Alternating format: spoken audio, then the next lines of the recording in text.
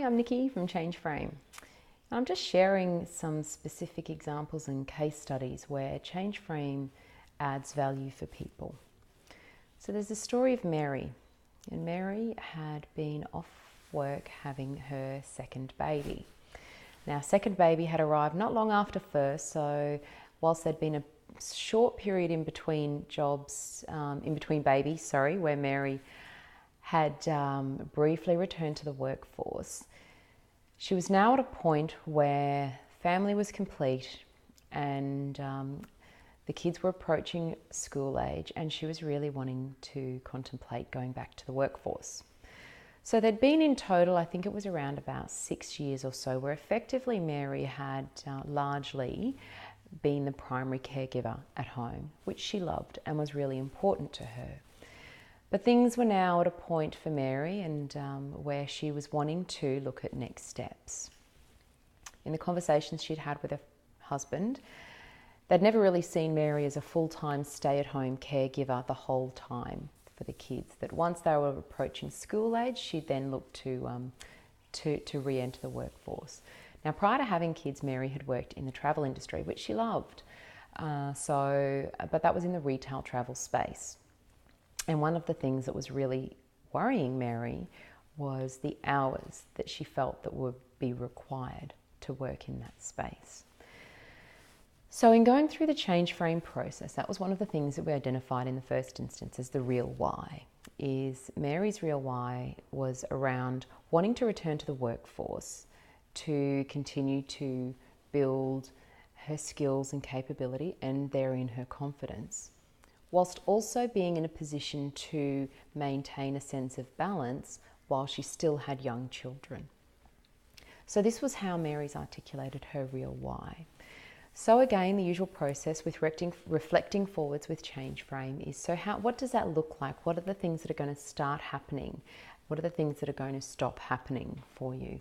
So Mary went through that process of really envisaging herself in that situation and getting clear on what it looked like, and jotting those down in the post-it notes, placing them on the change frame, being sure to look at both the outcomes that she was looking to or anticipating to achieve, as well as the things that she needed to do in order to achieve those outcomes.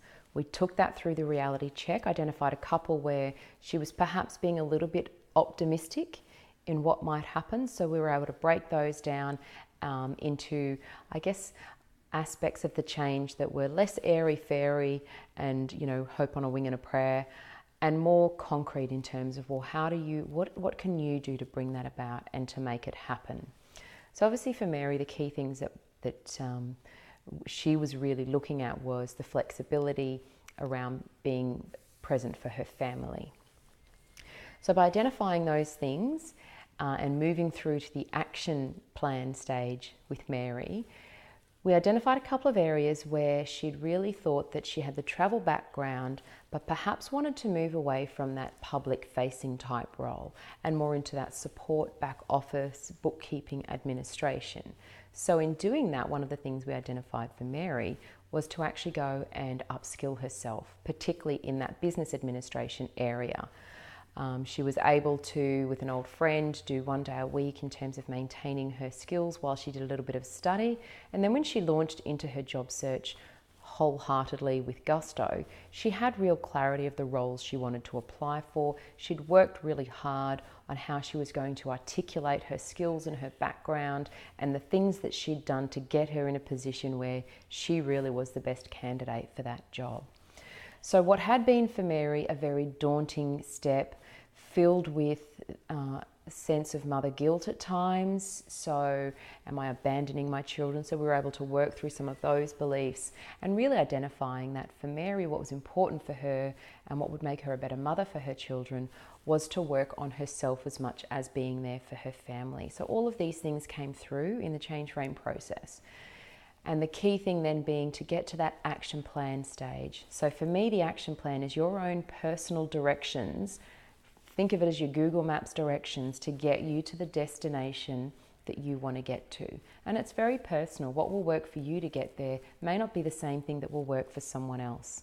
So this is the real value in change frame, particularly when you're in a situation like returning to the workforce after an extended period off, whether it be for child raising or not. But just that sense of, have I still got the skills? Will employers see me as a valuable candidate to have in their organisation? What is the type of job I want to do? How can I be sure it's not going to affect my children? All of those thoughts and fears, plus that little bit of excitement and anticipation about what's to come. So we were able to really work through all of that and get Mary to a point where when she finally took that step, it was with huge sense of excitement and hope and confidence, which were really important to Mary. So again, if you're in that stage where you're perhaps contemplating returning to the workforce and just wanting to be clear in your mind of what that looks like and how you can move through that transition in a way that works best for you and your family, I encourage you to go pop over to my website, nikkyiingram.com, download the free ebook, and then you'll be on the mailing list for any future updates and news and tidbits that I'll share with you.